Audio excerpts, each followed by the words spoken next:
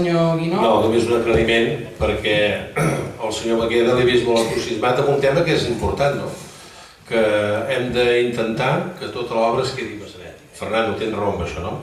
Però també tens que saber, i d'alguna manera en Tomàs t'ho ha contestat, hi ha obres que venen d'organismes que es tenen que tenir uns requeriments, uns requisits, per exemple, d'obres d'empreses de construcció que tinguin aquests requisits, a Maçanet només n'hi ha dues, no? I després el que és això. Ara estic d'acord que hem de procurar que tot el que es pugui quedar al poble, ja sigui des del bodeguer, el lampista, el paleta, tot això, es quedi. Amb això estaríem d'acord, no? I jo no sé a vostè, senyor Reiner, el seu assessor de campanya, com li va aconsellar posar aquella barraca de l'entrada del poble que parla de turisme i no sé quantes coses més, perquè, escolti'm, li comunico que està caient a trossos i allà no s'hi para ningú, només això. Senyor Trinxeria? Sí, jo volia insistir en el tema dels ràtios d'endeutament, que això és una qüestió important i ens pot afectar a nosaltres sols com a municipi, com a propi municipi.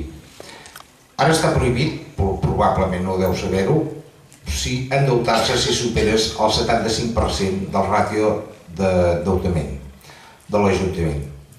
Està prohibit per llei. Però aquesta no és l'amenaça, diguem. L'amenaça és que els ajuntaments que no siguin viables econòmicament, i seran els que superin el seu endeutament, probablement desapareixeran d'aquí poc. Estem parlant d'un any o no gaire més, si canvia el govern d'Espanya. A Alemanya han passat a 5.000 ajuntaments i a Espanya encara estem a més de 8.000. És a dir, que això no ho podem perdre de vista. I si volem continuar com a poble i municipi, doncs hem de poder ser viables. Si superem determinats ratis, doncs ens poden juntar amb un altre amb les condicions que marqui un altre. És a dir, que jo penso que és un tema que és important.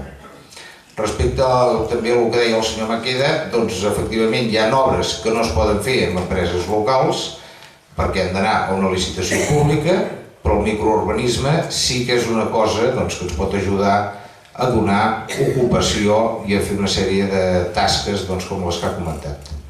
Senyor Maqueda. Bueno, yo creo que al final va a dar la razón, señor Trinxeria, porque eso ahora sí.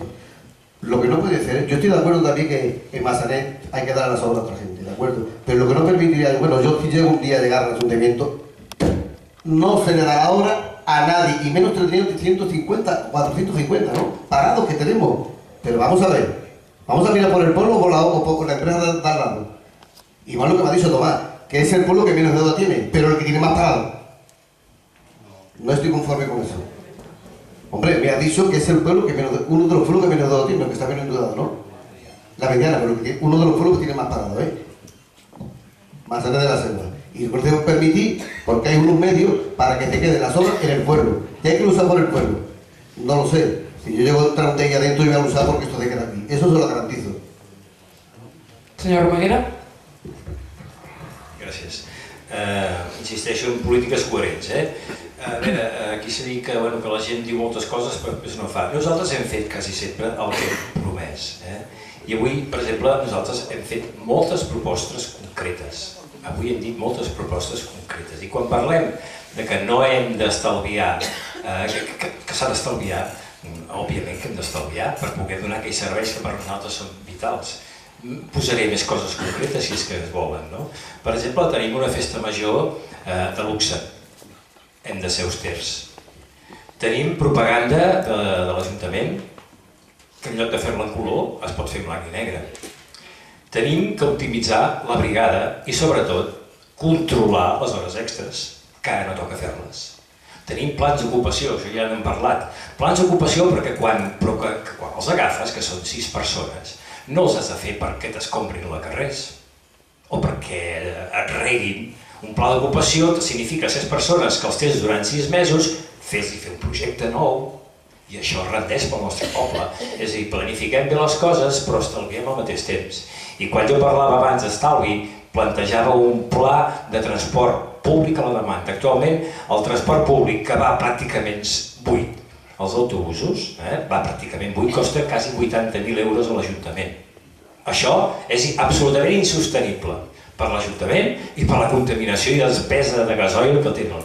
cal que fer una altra cosa. Nosaltres plantegem un pla, un transport per la demanda amb un centre, un call center que reculli les necessitats i que a més afavorirà la cohesió i la comunicació entre ajuntaments. Són estalvis energètics, el que ens pot donar el futur. Dic un tema ideològic, tothom, la crisi econòmica, el petroli, és que ens ve, la crisi financera s'acaba, ve la crisi energètica. Tots n'hem de ser conscients, el petroli s'està acabant i ens pujaran els preus i se'ns escanyarà. I ja apunta, si llegeu els diaris, la crisi alimentària, el control per part dels grans poders financers dels preus de mercat internacional dels aliments.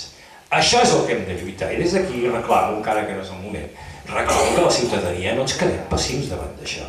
Per això és important aquests debats i que escolteu les diferents alternatives. No sé si hi ha algun altre candidat que vulgui apuntar alguna cosa més, si no ho deixaríem aquí.